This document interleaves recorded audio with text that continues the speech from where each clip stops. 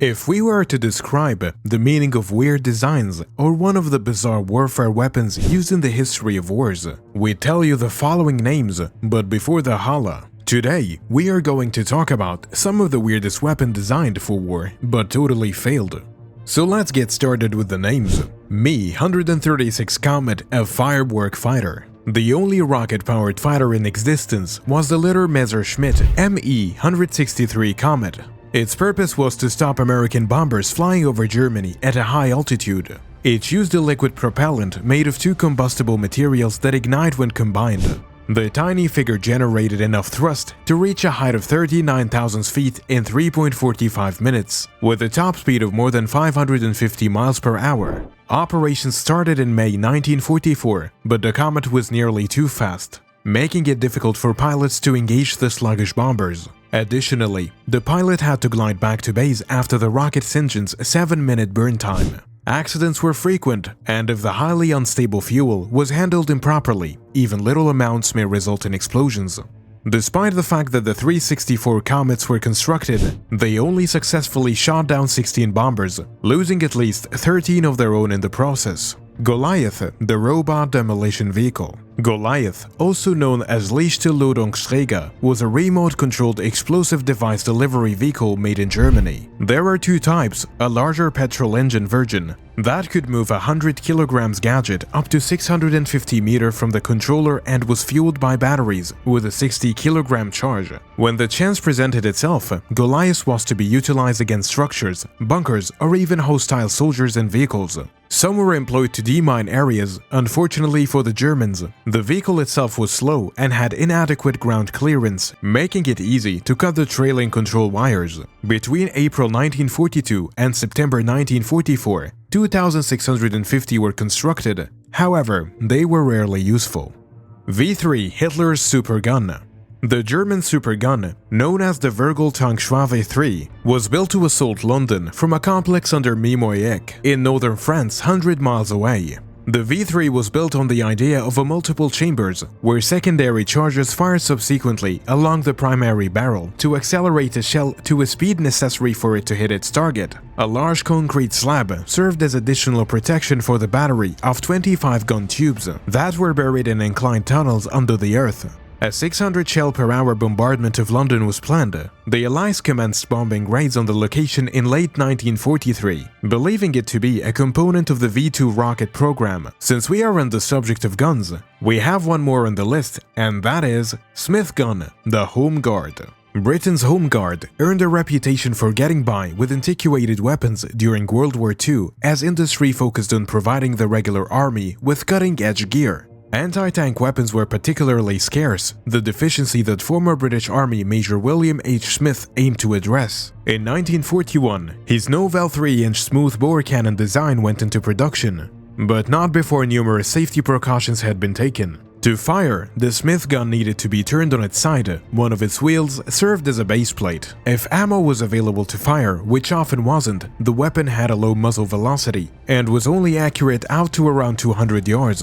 4,000 weapons were produced, although their main use was for propaganda.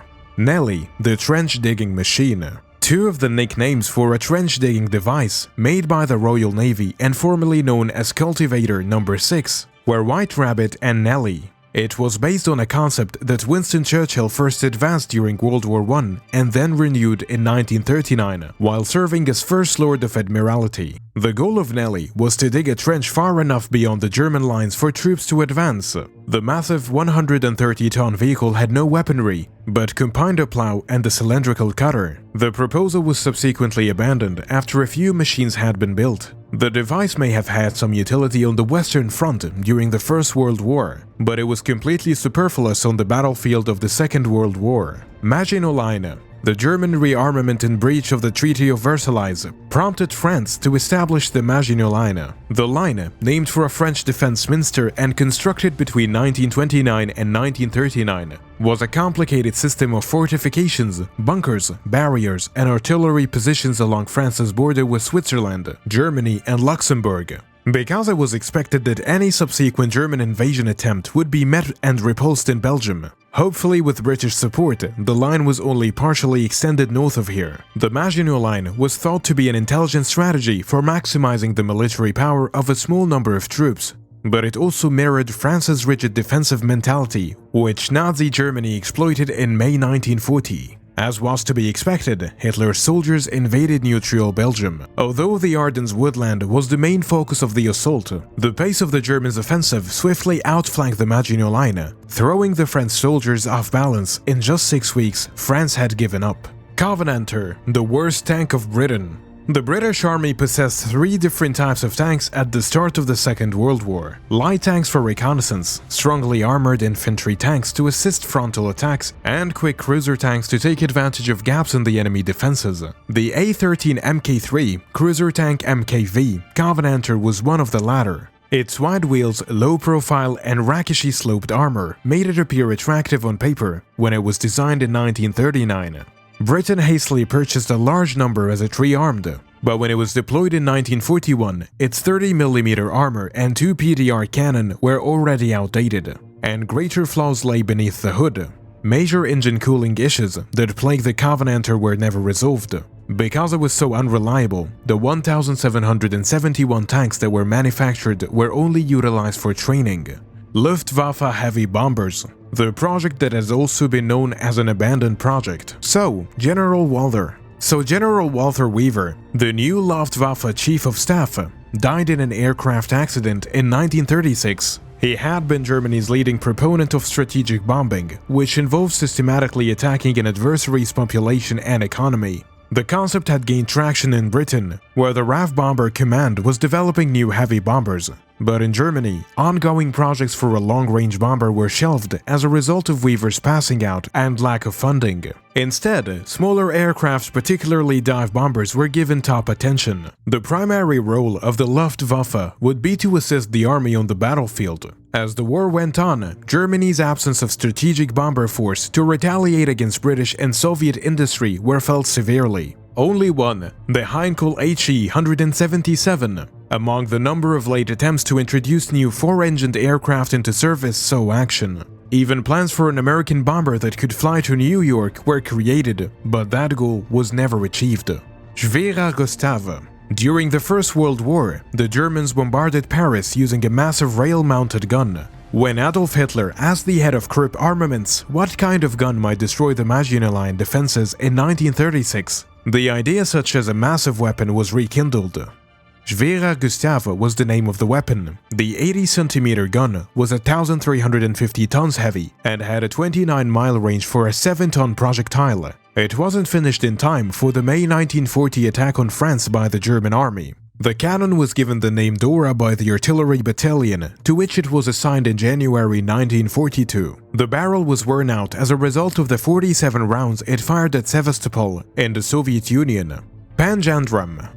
Hitler's Atlantic Wall Shore's defenses were to be attacked using this awkward weapon. It was made up by 2 10-foot diameter rocket-powdered wheels linked by an explosive-filled cylinder. The British Admiralty's Directorate of Miscellaneous Weapons Development created the Panjandrum, which was named after a piece of absurdist literature from the 18th century. It would be launched from a landing craft, speeding up the beach and obliterate any concrete barriers in its way, including the seawall. The 1943 and 1944 tests were a complete failure. The Panjandrum could not go in a straight path because the rocket attached to the wheel frequently failed or separated. It was never put to use. Suicide bomb dogs. German panzer tanks were used by Hitler's Nazi army to attack Soviet Russia in 1942. In an effort to turn the K9 warriors into anti-tank mines, the Russians, who had been using military dogs since 1924, strapped explosives around the K9's bodies. The K9s were starved while being trained, then released onto immobile Soviet tanks that had foot tucked under them. The dogs were taught to use their teeth to pull a detonation cord once they were inside the tanks. However, with the sight, sounds, and sense of the battle raging all around them, the dogs were unable to comprehend or complete the mission.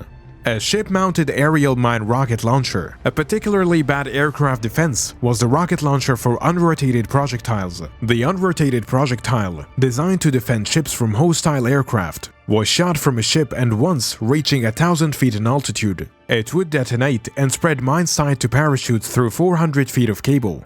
The overall concept was set up by aerial minefield, where enemy aircraft would get caught up in the tangle of cables, snare the explosives in their fuselages, and crash the aircraft as a result. However, because the aerial minefield's mines, ropes, and parachutes were all plainly visible, opposing pilots had no trouble flying over or below it. So, do let us know which topic we should cover next. If you enjoyed the content, give us a like, and thank you for subscribing to our channel. See you in the next one. Bye bye.